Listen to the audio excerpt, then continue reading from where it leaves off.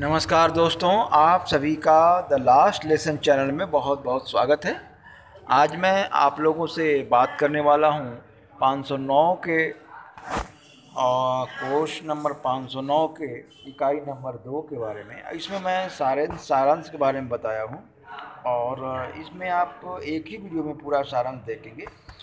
और अभी तक आपने मेरे चैनल को सब्सक्राइब नहीं किया, सब्सक्राइब जरूर कर लें और साथ ही साथ बेल आइकन को भी प्रेस जरूर कर लें।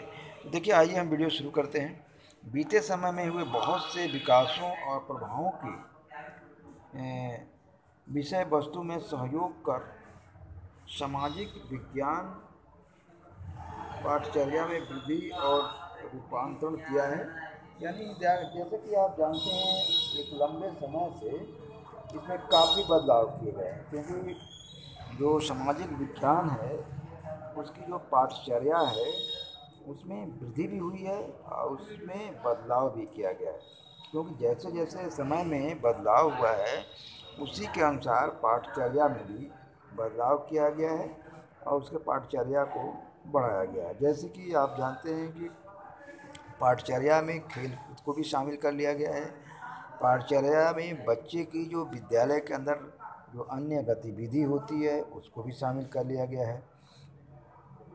अब आगे हम देखते हैं, औपनिवेशिक काल में सामाजिक विज्ञान को एक विषय के रूप में प्रारंभ किया गया था और इस अवधि में कई विकास ने इस पाठ्यक्रम को प्रभावित किया है। ये बिल्कुल औपनिवेशिक काल का मतलब है कि जब ब्रिटिश रूल भारत में था और उन्होंने शिक्षा के संबंध में ध्यान दिया तो सामाजिक विज्ञान को उन्होंने एक सब्जेक्ट के रूप में शुरू किया था। लेकिन आज यह सब्जेक्ट नहीं रह गया है, बल्कि सामाजिक विज्ञान समाज के कई हिस्सों का अंग बन गया है, जिसके माध्यम से उत्थान ही नहीं बल्कि उसके कई चरणों का विकास किया जा सकता है। तो इसलिए समय के साथ इसमें बहुत बड़ा बदलाव आ गया है।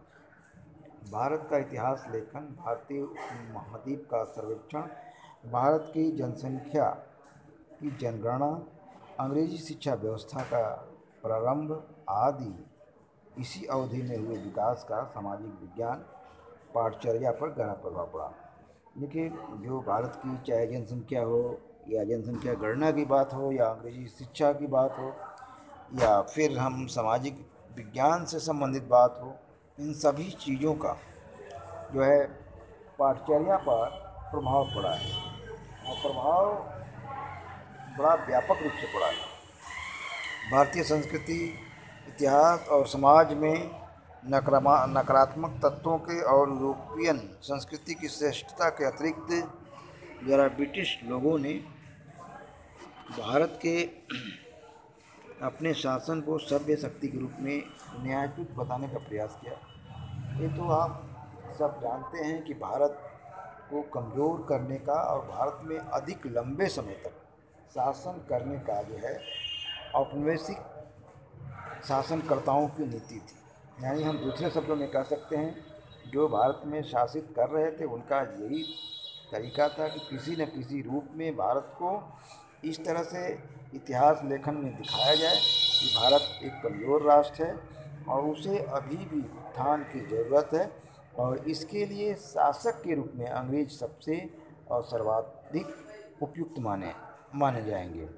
तो इसलिए भारत को अभी भी ब्रिटिश रूल के अधीन रहना चाहिए।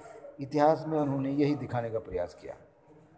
ब्रिटिश लोगों द्वारा तैयार की गई विषय वस्तु के विकल्प में औपनिवेशिक शासनकाल में भारत में व्याप्त राष्ट्रवादी भावनाओं से प्रेरित विषय वस्तु का प्रस्ताव दिया और सामाजिक विज्ञान पाठचर्या को प्रभावित करने में सफलता प्राप्त की। तो देखिए, राष्ट्रवादी जो भावनाएं होती हैं, उन्होंने अगर प्रयास किया राष्ट्रवादी भावना, तो उनका सबसे मूल मतलब था कि भारतीय अंग्रेज़ों का दास बने, उनके प्रति स्वामी भक्त की भावना दिखाएं। उनका यही प्रयास था और उन्होंने पाठचर्या में भी यही चीज़ जोड़ने का पूरा प्रयास किया था। आज़ादी के बाद भारतीय संविधान में नए मूल्यों और महत्वाकांक्षाओं की झलक मिली। जैसे आज़ादी मिला 1947 में, और 1947 के बाद जो भारत का एक नया रूप बना, उसमें बहुत सारी विभिन्नताएं देखने को मिली, जो कि भारतीय लोगों को बहुत तरीके से, बहुत सारी जो है कारणों से, बहुत सारी भावनाओं के साथ जुड़कर का था, जिसमें कि बहुत सारे अधिकार भारतीय लोगों को मिला। और विज्ञान पाठ्यक्रम में जो है समाजवाद को भी जोड़ा गया, धर्मनिरपेक्षता को भी जोड़ा गया, उदारता को भी जोड़ा गया, समानता को भी जोड़ा गया, और न्याय तथा विश्व बंधुत्व जैसे भावनाओं को भी इसमें जोड़ा गया।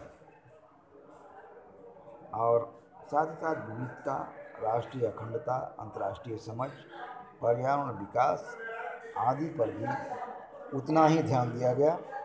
सब उपाश्रयों, लिंग, जाति और जनजाति परिप्रेक्ष्यों में भारतीय समाज को बहुत ही अधिक प्रभावित किया। इन मुद्दों से भी सामाजिक विज्ञान पाठ्यक्रम प्रभावित हुआ। देखिए, ये जो भी राष्ट्रीय अखंडता हो गया, अंतर्राष्ट्रीय समझ हो गया, पर्यावरण विकास हो गया, ये सारी चीज़ों में सामाजिक विज्ञान का जो पाठ्यक्रम है, सामाजिक विज्ञान का जो करिकुलम है, इसको पूरी तरह से प्रभावित किया।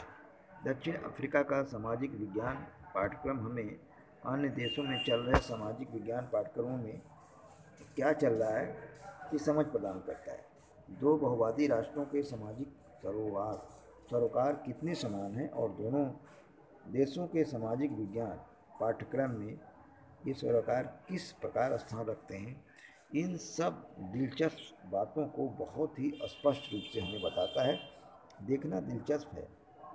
सामाजिक विज्ञान पाठ्यक्रम में आधुनिक राष्ट्रीय विचारधारा, ये सामाजिक विज्ञान पाठ्यक्रम में यानी सामाजिक विज्ञान का जो सिलेबस है, उसमें जो है आधुनिक राष्ट्रीय विचारधारा यानी जो वर्तमान समय में राष्ट्र के प्रति सजगता है, राष्ट्र के प्रति एक नई धारा बह रही है, ऐसी पाठ्यचर्या की मांग करती है, जो नाजुक सामाजिक और राष्ट्रीय मुद्दों को नई प्रस्तावित शिक्षण अधिगम विधियों के साथ छात्रों को हमारे समाज के प्रति उनके ज्ञान और समझ के निर्माण पर जोर दे। तो देखिए, ये बात सही है। जो आज की जो समय है, आज की जो मांग है, उसके अनुसार राष्ट्रीय मुद्दे को विशेष तौर से जो है सामाजिक विज्ञान में रखना चाहिए। इससे राष्ट्रीयता की जो है भावना बच्चों में बहुत तेज़ी से आएगी। तो कमेंट करके मुझे ज़रूर बताएं, बच्चों में राष्ट्रीयता की भावना लाने के लिए सामाजिक विज्ञान जैसे विषय में क्या क्या जुड़ाव ज़रूरी है, आप कमेंट में ज़रूर लिखें। और साथ ही साथ वीडियो को शेयर कर दें ताकि अधिक लोगों के पास पहुंचे और वे भी इस प्रश्न का उत्तर दे सकें। तो इस वीडियो में इतना ही। जय हिंद, जय भारत।